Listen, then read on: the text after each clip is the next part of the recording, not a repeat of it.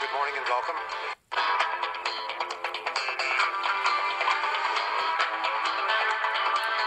Ladies and gentlemen, just a skosh past the top of the hour. Jones here. Good morning and welcome. Texas overnight has been Monday for about 7 minutes, give or take, as my voice comes to you. And mankind, what a news-packed weekend. Now, back in the day of ordinary politics, 10 years ago, 5 years ago, last week, the news of the day would usually reach a crescendo on Thursday or Thursday afternoon. Then on Friday afternoon, all the news that nobody wanted to see would be kind of sloughed out, not unlike the Empire starships jettisoning their garbage before they take off into hyperspace.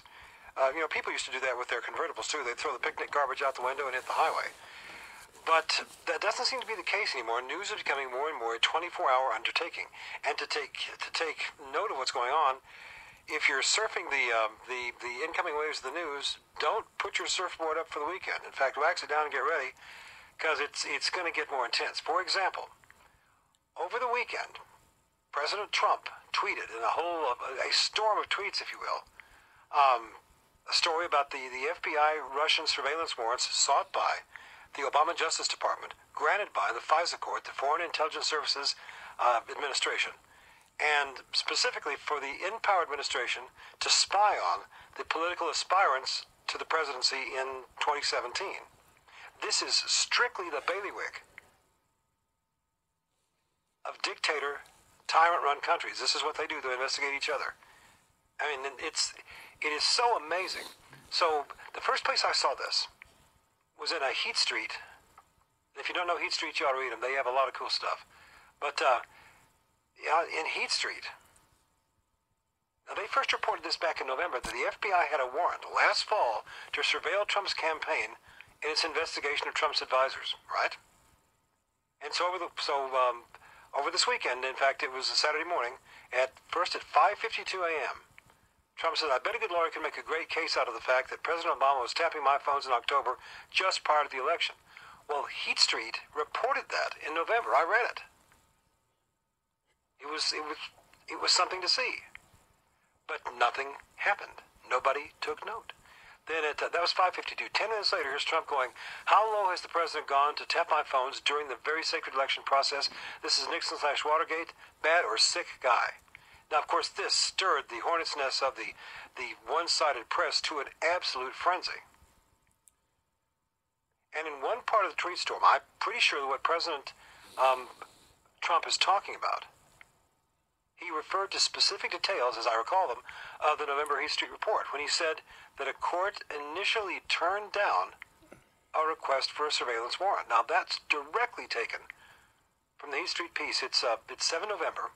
A couple of days before the election. And here's what it said, quote, "Two separate sources with links to the counterintelligence community have confirmed to Heat Street that the FBI sought and was granted a FISA court warrant in October, giving counterintelligence permission to examine the activities of, quote, U.S. persons, unquote, in Trump's campaign with ties to Russia." Now, at the time, I thought they were talking about Manafort. I didn't think it was that big a deal. But, you see, the New York Times reported that the FBI didn't think this was happening.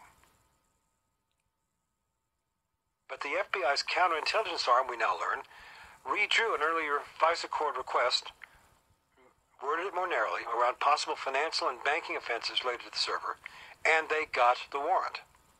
Now, the FISA court is an ex parte court. You, dear citizen, have no standing there. Isn't it nice that the government has created a court where only they have standing? Doesn't that say a lot about Congress? Doesn't that say a tremendous amount about both sides, all the Schumers out there, and all the Boehners, and all the McConnells? They've created a court where you, the citizen, have no standing. It's about surveilling your activities. It's about catching you. It's about coming after you in a secret way, but you, dear citizen, have no standing. Ex parte court. Keep that in mind. Anyway, the first request, named Trump by name, was denied. This was back in June of last year. But the second, worded a lot more narrowly, was granted in October, just a few months ago.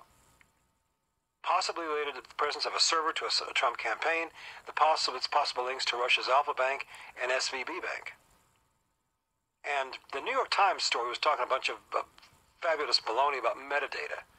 But the truth of the matter is the FISA warrant more than likely granted the feds a look at the full content of emails and other related documents that might concern quote-unquote U.S. persons. So, While the Democrats, specifically Obama and Valerie Jarrett and the rest of that bunch of vermin on the mount, while they were complaining about Hillary's hacked emails, they had used American laws and misused American laws to allow the American intelligence community to be weaponized and to go after the political opponents of a currently sitting president. Don't you just love that?